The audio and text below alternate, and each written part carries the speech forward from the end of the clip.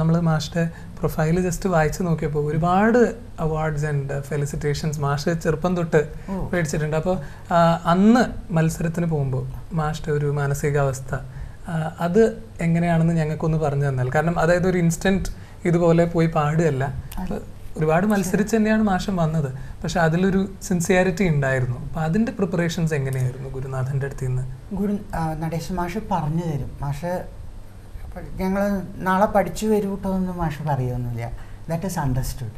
ഇപ്പം ഇന്നൊരു കീർത്തനം പറഞ്ഞപ്പോൾ ഞാൻ നേരത്തെ പറഞ്ഞ പോലെ ആകാശവാണിയിലൊരു കീർത്തനം മാഷ് ക്ലാസ്സിൽ മാഷ് എടുക്കില്ല. നമ്മൾ പഠിച്ചു വന്നിരിക്കണം. പഠിച്ചു വന്നിട്ട് ഹി ലൂസസ് ടെമ്പർ. ചീത്ത പറയുക അതല്ല ഞാൻ പറയണം. അദ്ദേഹത്തിൻ്റെ മുഖഭാവത്തിൽ നിന്ന് നമുക്ക് മനസ്സിലാക്കാൻ സാധിക്കും ആ ദേഷ്യം. അപ്പം നമ്മൾ മാഷ് കഴിവുള്ളവരെ വളരെയധികം പ്രോത്സാഹിപ്പിക്കും. പിന്നെ മാഷിൻ്റെ കോൺസേർട്ട്സ് എന്നൊക്കെ പറയുമ്പോൾ വളരെ അളന്നിട്ടുള്ളതാണ്.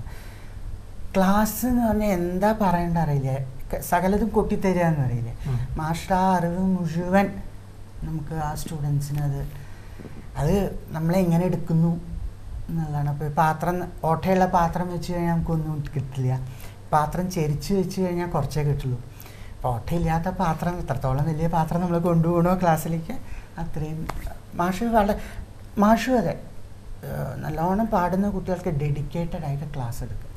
സമയം ഇപ്പോൾ ഒരു ഇതൊന്നുമില്ല, ടൈം ബൗണ്ടായിട്ടൊന്നും എടുക്കുക കഴിയണവരെ നമ്മൾ പാടി ശരിയാക്കണ വരെ മാഷ്. പിന്നെ ഒരു ചെറിയ ഇപ്പം നമുക്ക് ചിലപ്പോൾ തോന്നും ആ ഒരു ഇത് മാറ്റി പാടുക, എല്ലാവർക്കും ഉണ്ടാവുമല്ലോ ഒരു ഇംപ്രൊവൈസേഷൻ, അത് മാഷ് സമ്മതിക്കില്ല. അത് ഞാനിപ്പോൾ അത് ഫോളോ ചെയ്യണ്ട. എന്താ കാരണം വെച്ചാൽ ഒരു 10, 15, 20 വർഷം അതേ റൂട്ടിൽ പോയി കഴിഞ്ഞാൽ നമുക്കൊരു തെറ്റായ ഒരു നോട്ട് നമ്മുടെ തൊണ്ടയിൽ വരില്ല. അത്ര പെർഫെക്റ്റ്, അത്ര ഇന്ന് he's 80 years old, still he is learning. Okay, sir. That is his magnanimity as a teacher. ഇന്നും പഠിച്ചുകൊണ്ടിരിക്കുക ഡെയിലി. ഞാൻ ചിലപ്പോൾ അദ്ദേഹത്തിൻ്റെ ചിലപ്പോൾ TV പ്രോഗ്രാംസൊക്കെ കേൾക്കുന്ന സമയത്ത് അദ്ദേഹം ഇരുന്ന് പാടുണ്ടാവും. അപ്പം ഞാനതിനെ ഒരു 10-700 കീർത്തനം 700-800 കീർത്തനം അദ്ദേഹത്തിൻ്റെ പഠിച്ചിട്ടുണ്ട്. അപ്പോൾ അദ്ദേഹം ഒരു കച്ചേരി അദ്ദേഹം ഇരുന്ന് പാടുണ്ടാവും ആ കീർത്തനം. നമ്മൾ ചിലപ്പോൾ അത് പഠിച്ചിട്ടുണ്ടാവില്ല. ഞാൻ തോന്നുന്നത് അദ്ദേഹത്തിൻ്റെ എത്ര സാഗരങ്ങളാണ് അദ്ദേഹത്തിൻ്റെ ഉള്ളിൽ കിടക്കണമെന്ന് എനിക്കറിയില്ല. ഏത് കീർത്തനം പാടിയാലും he knows. That is his magnanimity. The best teacher in the universe എന്ന് തന്നെ ഞാൻ പറയാം. എനിക്കതിൽ അഭിമാനം, എന്താ പ്രൗഡെന്നോ എന്താ എനിക്ക് പറയേണ്ട അറിയില്ല. അത് നല്ലോണം ഉണ്ട് എനിക്ക്. നടേശൻ മാഷ അടുത്ത് പഠിക്കാൻ പറ്റി എന്നുള്ളതിൻ്റെ ഒരു അഹങ്കാരം എനിക്ക് നല്ലോണം ഉണ്ട്. That is A humble pride. എനിക്ക് തോന്നുന്നത് സർ ഇത്രയും അധികം ഗുരുവിനെ സ്നേഹിക്കുന്നത് കൊണ്ടാവാം ഗുരുവിൻ്റെ അറിവ് മൊത്തം സാറിന് പകർന്നു കിട്ടിയിരിക്കുന്നത്. അത് സാറിൻ്റെ അടുത്ത് വന്ന് പഠിക്കുന്ന ശിഷ്യന്മാർക്ക് അതൊരു വലിയ അനുഗ്രഹം തന്നെയാണ് തീർച്ചയായിട്ടും. ഞാൻ പറഞ്ഞു കേട്ടിട്ടുള്ളൊരു കാര്യം സർ, തോടി രാഗം നമ്മൾ രാവിലെ പാടുമ്പോൾ അല്ലെങ്കിൽ എപ്പോഴായാലും തോടി രാഗം നല്ലപോലെ പാടാൻ കഴിവുള്ള ഒരാളെ നമുക്കൊരു ഗായകനായി അംഗീകരിക്കാൻ ഞാൻ പറഞ്ഞു കേട്ടിട്ടുള്ളതാണ്. ശരിയാണോ തെറ്റാണോ എന്ന് അറിയില്ല. സാറ് പാടി തോടി രാഗം കുറച്ച് കേൾക്കാനൊരു ആഗ്രഹമുണ്ട്. ഒരു റിക്വസ്റ്റാണ്, ഹംബിൾ റിക്വസ്റ്റാണ് പ്രേക്ഷകരുടെയും എൻ്റെയും. ത്യാഗരാജസ്വാമിയുടെ ആരക്കിംപവേ പാലാരക്കിംപവേ ആ കീർത്തനം പല്ലവി മാത്രം ഞാൻ പാടും.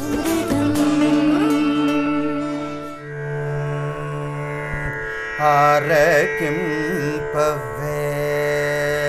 പായാലരക്കിംപവേ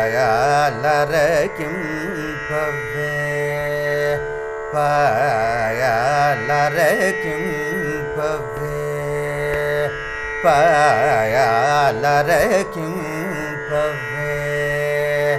പായാലരക്കിംപവേ പായാലരക്കിംപവേ പാലാരകിംപവേ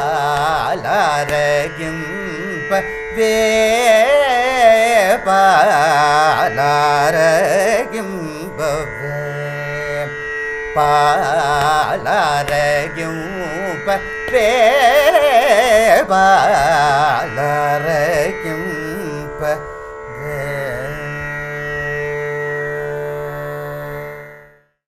താങ്ക് യു സർ.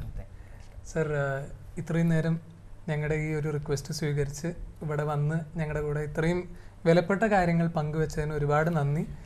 പക്ഷേ സാറിനെ വിടുന്നതിന് മുമ്പ് എൻ്റെ ഒരു റിക്വസ്റ്റ് ഉണ്ട്.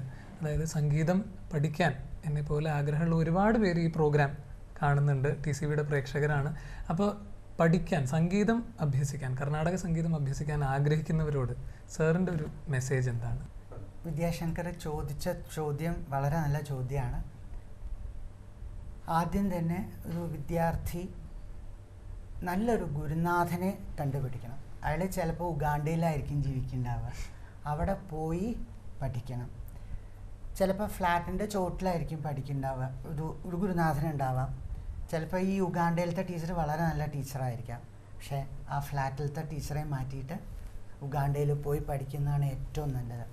പിന്നെ ദിവസവും സാധകം ചെയ്യണം. നടേശ മാഷ് ഇന്നും സാധകം ചെയ്യുന്നുണ്ട്. ഒരു ഇൻസ്റ്റൻസും കൂടി പറഞ്ഞിട്ട് ഞാൻ അവസാനിപ്പിക്കാം.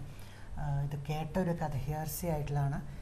ശെമ്മൻകുടി സ്വാമിയുടെ അടുത്തേക്ക് രവീന്ദ്രനാഥ് സാർ ദക്ഷിണേന്ത്യൻ സംഗീതം പുസ്തകം എഴുതിയിട്ടുള്ള അദ്ദേഹത്തിന് സംഗീത നാട അക്കാദമി അവാർഡ് കിട്ടിയപ്പോൾ ശെമ്മൻകുടി സ്വാമിയെ കാണാൻ പോയി. ഹി വാസ് 90 years old ആ സമയത്ത്. അപ്പോൾ ചാരുകസയിൽ ഇരുന്നിട്ട് മധ്യസ്ഥായി വരിശകൾ, അപ്പോൾ സരിഗ ബ പ ഗ അതിങ്ങനെ അകാരം ചെയ്യണമെന്ന്. ശെമ്മൻകുടി സ്വാമി എന്ന് പറഞ്ഞാൽ he is the God father of ഈ പെർഫോമിംഗ് ആർട്ടിസ്റ്റിൻ്റെ ലോകം മുഴുവൻ ആക്സെപ്റ്റ് ചെയ്ത ഒരു ബാഡിയാണ്. അദ്ദേഹം ഇരുന്ന് പാടുന്നു. അപ്പോൾ കണ്ണ് തുറന്നപ്പോൾ രവീന്ദ്രൻ സാറിന് അപ്പോൾ ചോദിച്ചു ഇത്രേ, എന്താ സാറ് ഈ മധ്യസ്ഥായി വരിശകൾ പാടണം? ഞാൻ എന്താ ഇൻസ്ട്രുമെൻറ്റിക്ക് ഓയിൽ പോടുറേന്ന്. സി 90 years ആയിട്ടുള്ള ഒരു വ്യക്തിക്ക് പാടാം എങ്കിൽ നമ്മൾ എത്രത്തോളം പാടണം, എത്ര ഡെഡിക്കേഷൻ വേണം. എനിക്ക് ഇത്രയൊക്കെ പറയാനുള്ളൂ. Thank you sir. ഒരിക്കൽ കൂടി 1000 നന്ദി. ഞങ്ങളുടെ കൂടെ സമയം ചെലവഴിച്ച് ഇത്രയും വാല്യുബിളായ ടിപ്സ് എല്ലാവർക്കും കൊടുത്തതിന് സാറിന് ഒരുപാട് സ്റ്റേജുകളും ഒരുപാട് നല്ല വിദ്യാർത്ഥികളും സാറിൻ്റെ അടുത്ത് വന്ന് പഠിക്കട്ടെ എന്ന് ആശംസിക്കുന്നു. എല്ലാ ഭാവുകങ്ങളും നേരുന്നു. Thank you once again.